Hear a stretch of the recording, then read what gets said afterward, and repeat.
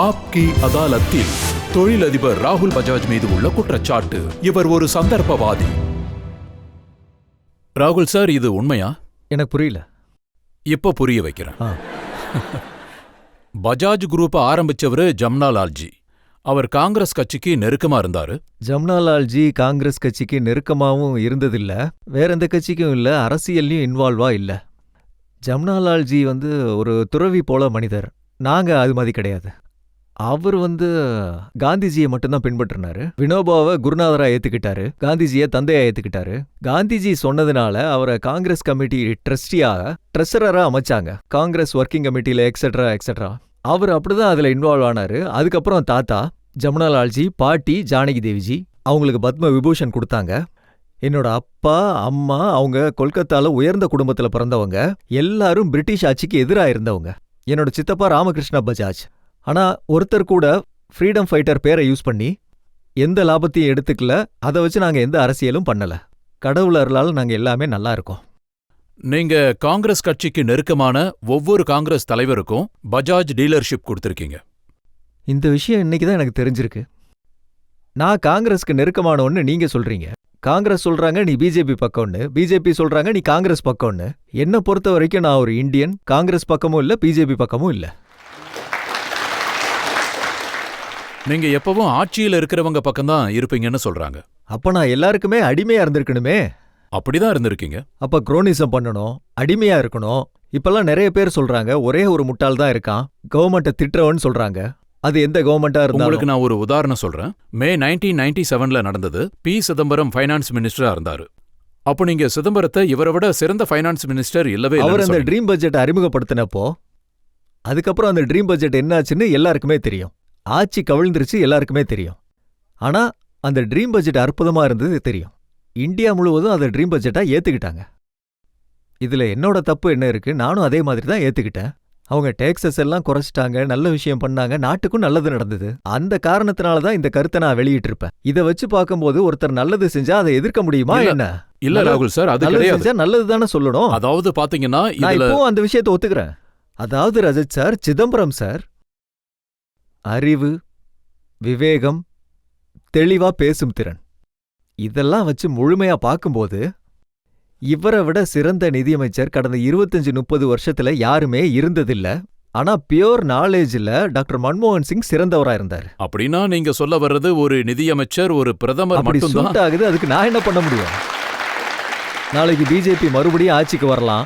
யஸ்வந்த் சின்ஹாவை பத்தி பாராளுமன்றத்துல இன்னைக்கு அமைச்சரான மணிசங்கர் ஐயர் பார்லிமெண்ட்ல சொன்னாரு, யஸ்வந்த் சின்ஹா ராகுல் பஜாஜோட பினான்ஸ் மினிஸ்டர், பிஜேபி ஆள் இல்ல. நீங்க யஸ்வந்த் சின்ஹாட்டே கேட்டு பாருங்க. அவர்கிட்ட எதுக்கு கேட்கணும்? உங்க ஸ்டேட்மெண்ட்டே நான் உங்களுக்கு ஞாபகப்படுத்துறேன். பிஜேபி ஆட்சிக்கு வந்த பாத்தீங்களா, இப்ப நான் பிஜேபி காரன் ஆயிட்டேன். அக்டோபர் இல்ல, ஆட்சிக்கு வரவங்களுக்கு தான் நீங்க சப்போர்ட்டா இருப்பீங்க. அப்படியா? அதுவா விஷயம். அக்டோபர் 99ல நீங்க சொல்லியிருக்கீங்க, அதாவது 1999 கரெக்ட். நீங்க சொல்லியிருக்கீங்க அடல் பிஹாரி வாஜ்பாய் பிரதமரா இருக்காரு, இதை விட ஒரு நல்ல விஷயம் இருக்காதுன்னு சொல்லியிருக்கீங்க. இல்ல, நான் அந்த மாதிரி எல்லாம் எதுவும் சொல்ல. எப்போ நான் அந்த மாதிரி கருத்துக்கள் எல்லாம் ஒத்துக்கிறது இல்ல. இந்தியா தான் இந்திரா, இந்திரா தான் இந்தியான்னு நான் இதெல்லாம் ஆதரிச்சதும் இல்ல. ஆனா இப்போ நான் சொல்றேன், இப்போ அவங்க பிரதமர் இல்ல ரஜித் சார்.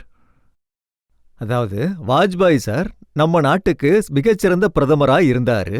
அது எனக்கு சந்தோஷமாவும் பெருமையாவும் இருக்கு. ஆனா அவங்களோட சிறந்தவங்க யாரும் இல்ல, அந்த மாதிரிலாம் நான் யாருக்குமே சொன்னதும் கிடையாது. சில நேரங்கள்ல உங்கள மாதிரி செய்தியாளர்கள் எங்க வாயிலிருந்து நிறைய விஷயம் புடுங்குறீங்க. அந்த மாதிரி சொல்ல வச்சிருந்தா எனக்கு தெரியாது.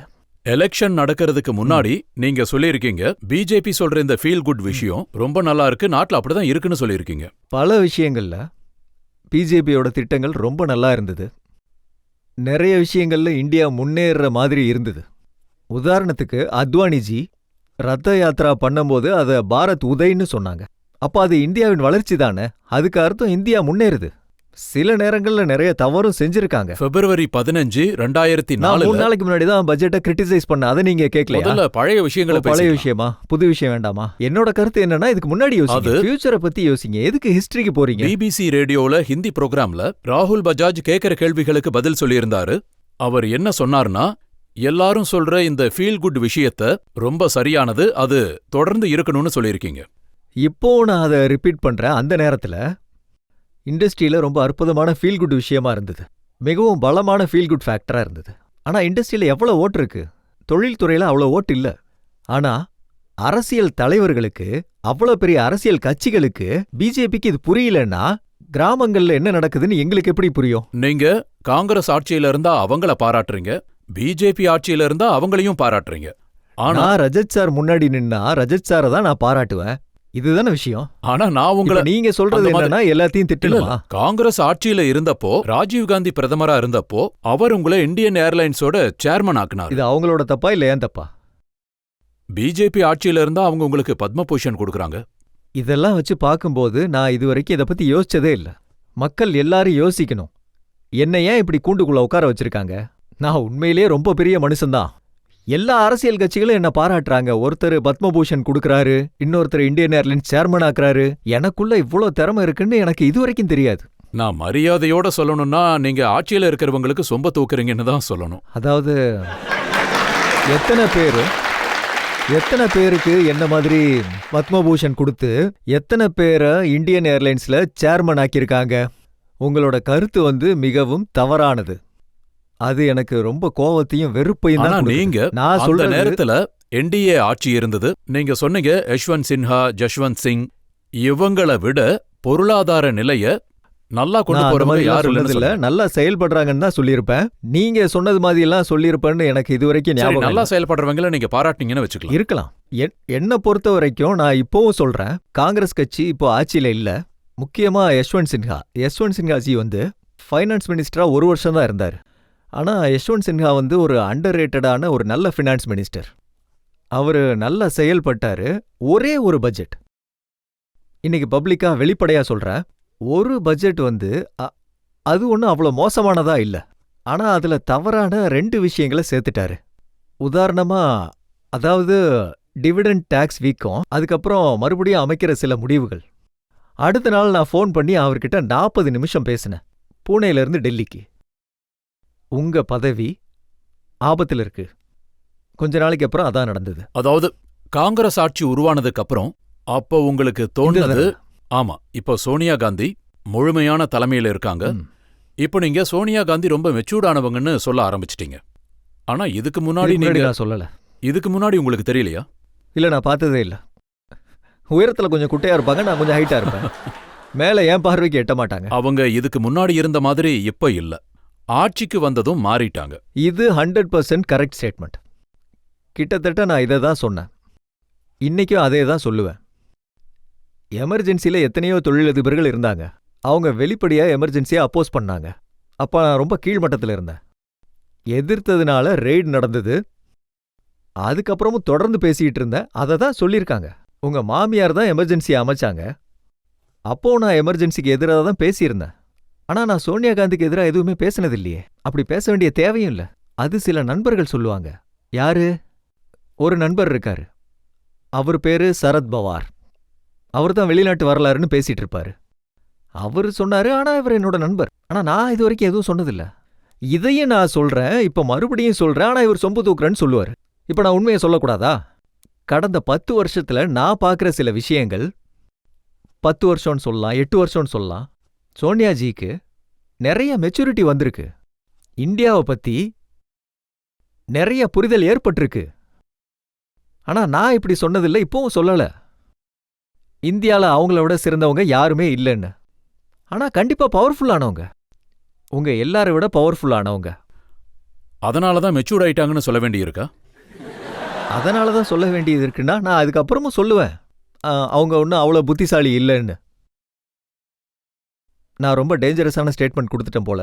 இல்ல அப்படியெல்லாம் கிடையாது. அப்புறம் என்ன இங்க வாழவே விட மாட்டாங்க. அவங்களுக்கும் இது புரியும். கடந்த 10 வருஷத்துல சோனியா காந்தி மாறி இருக்காங்களா இல்ல உங்க பார்வை மாறி இருக்கா? அதாவது அவங்க மாறி இருக்கிறதுனால தான் என்னோட பார்வை மாறி இருக்கு. அதான் என் கருத்து. சரத்பவாரும் அவங்கள வெளிநாட்டவர்னு குறிப்பிட்டு பேசுறாரு. அப்படின்னா அவரை கூப்பிட்டு கேள்வி கேளுங்க. உங்க மேல அவருடைய பிரபாவம் நல்லா தெரியுது.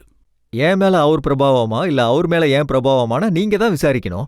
அதாவது சார், இப்போ நீங்க ராகுல் சார் மேல குற்றம் சுமத்துனீங்க. அவர் ஒரு சந்தர்ப்பவாதின்னு. பிசினஸ் மேனா இருந்தா கண்டிப்பா அவங்க சந்தர்ப்பவாதியா தான் இருந்தாகணும். வாய்ப்பு கிடைக்கும் போது அதை இழந்துட்டா பிசினஸே பண்ண முடியாதே. அதுக்காக அரசியல் கட்சியோட ஒத்து போறதோ தொழிலதிபர்களோட ஒத்து போறதோ அதுல என்ன தப்பு இருக்கு? சரியா சொன்னீங்க. இவர் எங்க உட்கார வைங்க, நான் அங்க போயிடுறேன். ரொம்ப சரியா சொன்னீங்க.